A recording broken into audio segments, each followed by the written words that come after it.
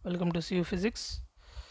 इस क्वेश्चन में हमसे कहा गया है कि एक कार का ड्राइवर है और एक कार मूव कर रही है इनिशियली 52 किलोमीटर पर आवर से, यानी कि U1 मान लेता हूँ इसे मैं। ये 52 किलोमीटर पर आवर दे रखा है और इसमें अब ये ब्रेक्स लगाता है अपोजिट डायरेक्शन में। तो जब ब्रेक्स लगते हैं तो रिटार्डेशन होती है कार में, और इसने कहा है कि जब ये रिटार्डेशन के बाद ये कार 5 सेकंड्स में रुक जाती है, यानी फाइनल वेलोसिटी क्या हो जाती है कार की। कार रुक जाती है तो फाइनल वेलोसिटी हो जाती है 0।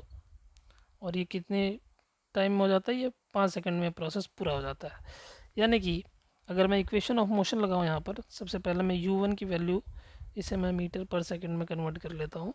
तो ये किलोमीटर पर आवर से मीटर पर सेकंड बनाने के लिए मैंने फार्मूला पहले बताया है, 5/18 मीटर पर सेकंड। अब इसे आप सॉल्व कर लो। 2 से 9, 2 से ये हो जाएगा 26। अभी हो गया मेरे पास 130/9 metre per second. Equation of motion मैं यूज़ कर रहा हूँ v equals to u plus 80। तो यहाँ से मेरे पास v है 0, u है 130/9 माइनस a1 इंटू 5। तो यहाँ से a1 आ जाएगा मेरे पास 5 to 26/9 metre per second square. तो ये रिटार्डेशन इसमें एक्ट कर रहा है। अच्छा, एक दूसरी कार है हमारे पास, एक दूसरी कार है,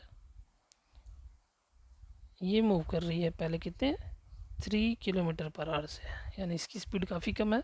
और इसमें ब्रेक्स जब अप्लाई किए जाते हैं तो ये 10 सेकंड में स्टॉप होती है।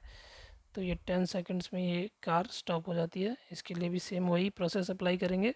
और हमारे पास U2 है यहाँ पर 3 किलोमीटर पर आवर, यानी कि 3 into 5/18 that is 5/6 metre per second.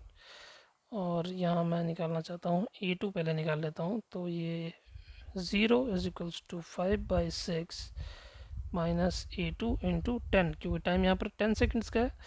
तो अब यहाँ से मेरे पास A2 आ जाएगा 5/6 into 10 that is 1/12 metre per second square. Clear. अब हमें क्या करना है, सेम ग्राफ पेपर पे speed versus time graphs plot करने हैं दोनों कार्स के लिए।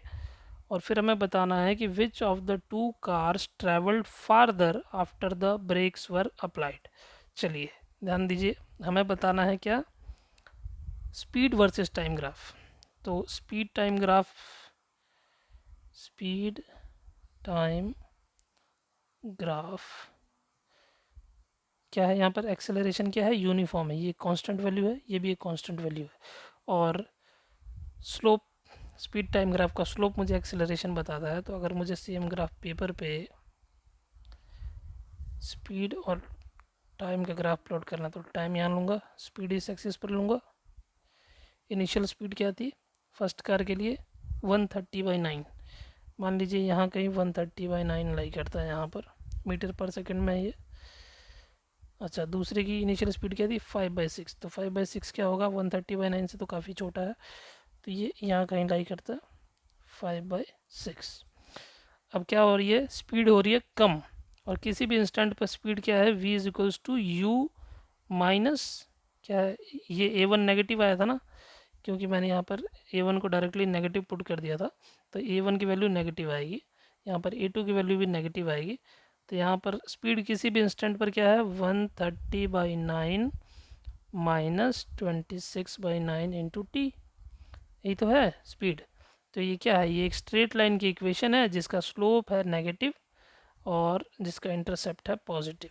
तो ये क्या होगा, यहाँ पर ये इस तरह से कम होगा।